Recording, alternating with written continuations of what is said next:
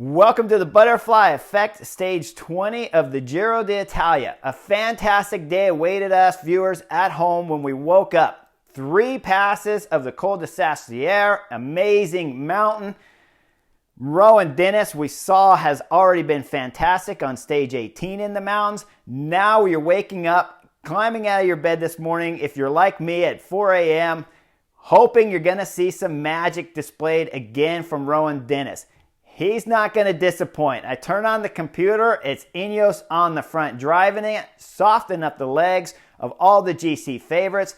As soon as Rohan Dennis hops on the front with 35K to go, he blows up the favorites. We see Vincenzo Nibali, Jakob Fuglsang, Almeida, the race pink jersey wearer for most of this Giro, is going out the back again on another mountain stage.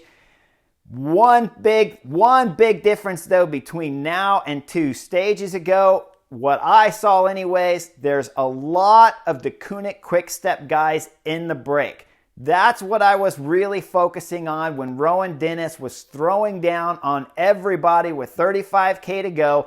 And you see Almeida with current pink jersey wearer, Sunweb rider Wilco Kelderman. Those guys are together, and now my eyes are turning attention to the breakaway. So many Deceuninck Quick-Step riders in there. Also, other teammates from some of the favorites floating around and about. I had to start wondering, could Rohan Dennis really go over the second pass of the Sastiere, drop down the descent, go through the valley, and hold off a group of the favorites with also teammates that are selling out 100%? 2 days ago, when Rohan Dennis did this move, he only had to hold off one Wilco Kelderman and then a group of 2 or 3 that had Pillow Bilbao and Jakob Fuglsang.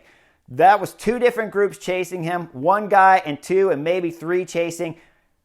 A big difference between what I'm thinking we're going to see over this Sastiere climb for the second time when these groups get together with a bunch of Deceuninck Quick-Step guys that can just sell out all the way to the bottom of the climb. I really thought Ineos' major big mistake in today's stage was letting the breakaway gain that much time and leaving so many Deceuninck Quick-Step riders and different riders in between to help out guys that were dropped behind.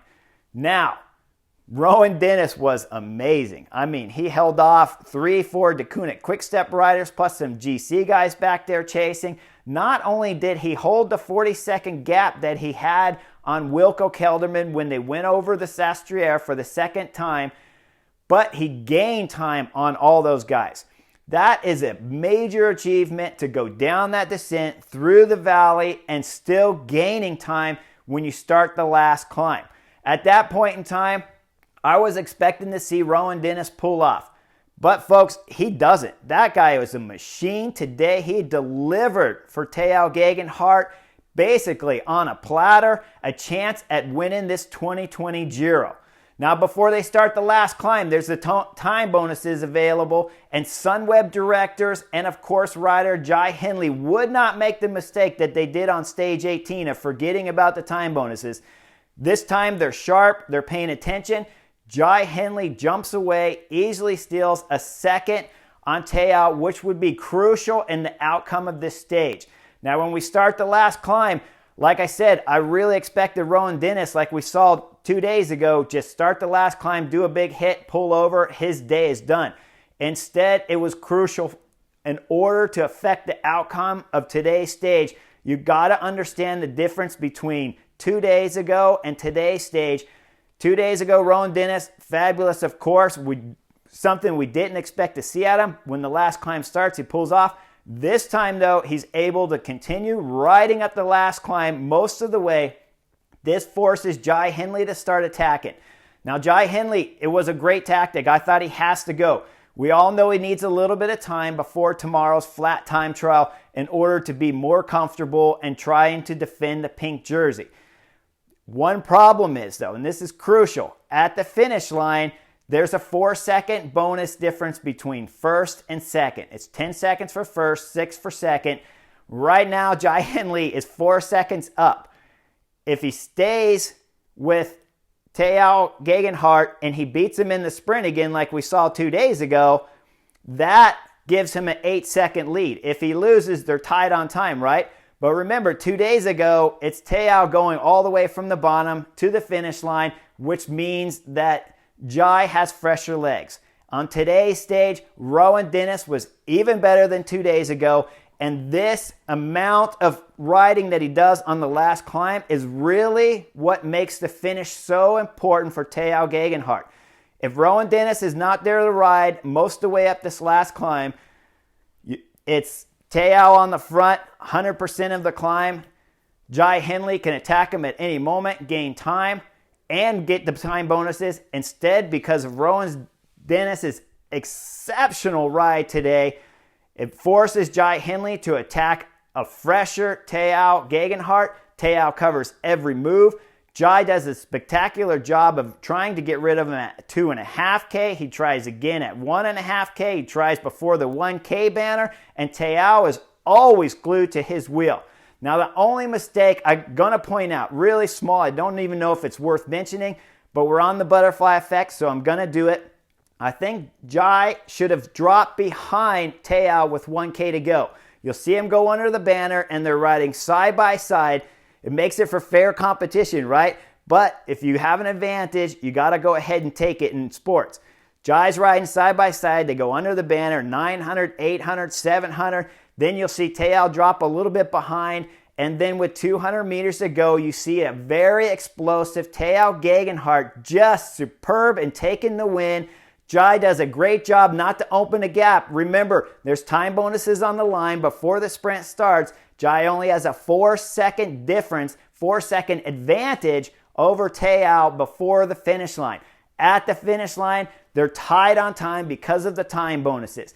That tied on time is all there because Rohan Dennis went super deep and delivered an amazing ride and a fresher Geoghegan Hart on today's stage versus what we saw 2 days ago.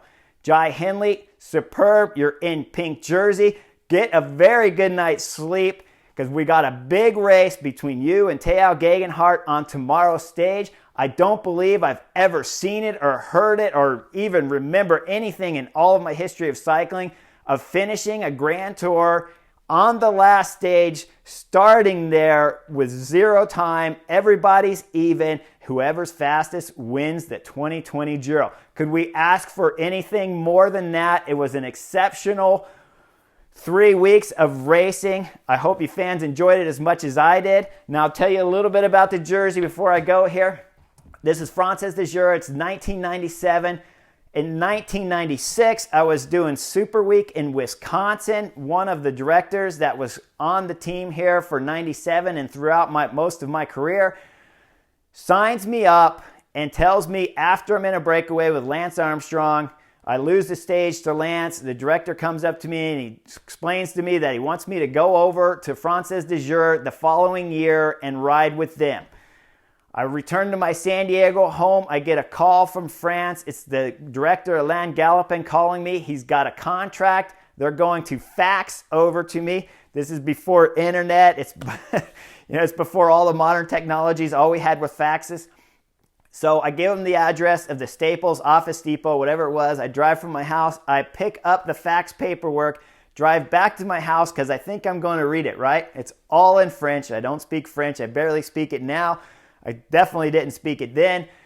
I look at the contract, scan over it, can't read a word. Finally, I start thinking, why do I even bother reading it? I'm going regardless of what it says. Hopefully, I don't have to give up my firstborn, but I sign the contract, drive back over to Office Depot, drop it in the fax machine, send it off, and that was my first European contract in 1997. It was a 2-year deal for 97 and 98, and I got to spend my first few months in Paris training.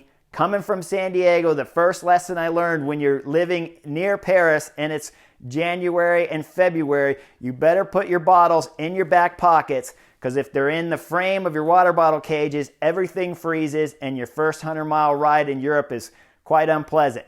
Hope you enjoyed the experience on the Butterfly Effect today. Tune in for the Vuelta Stage 5 for some more tactics and insights on the Butterfly Effect. See you real soon.